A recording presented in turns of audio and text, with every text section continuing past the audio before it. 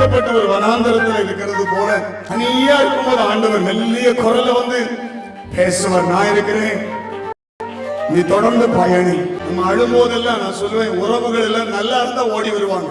பொதுவா நல்லா இருக்கும் போது ஆண்டவர் கூட வருவார் அப்படிங்கறத விட உடைஞ்சு படுத்திருக்கும் போது, எல்லாரும் கைவிட்டு இருக்கும் போதுதான் கர்த்தர் நம்ம கூட இருப்பாங்க. எல்லாரும் நல்லா இருந்தாலும் கூட இருப்பாங்க.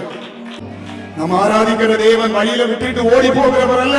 அதான் இப்படி சொல்றாரு பைபிள்ல, உலகத்தின் முடிவு பரியந்தம் சகல நாட்களிலும் நான் கூட தான் இருப்பேன், நான் கூட தான் இருப்பேன். எபிரேயர் புத்தகத்துல சொல்றாரு, நான் உன்னை விட்டு விலகுவதும் இல்லை, உன்னை கைவிடுவதுமே இல்லை. கர்த்தர் கைவிடவே மாட்டார், கர்த்தர் கைவிடவே மாட்டார். பக்கத்துல சொல்லுங்க, கர்த்தர் கைவிடவே மாட்டார்.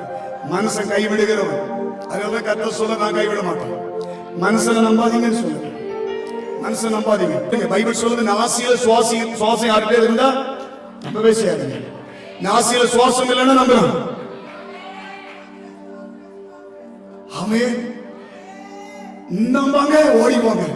நான் நிப்பேன், நிப்பேன்னு சொன்னானே அப்படிமோ ஆளை காணும்.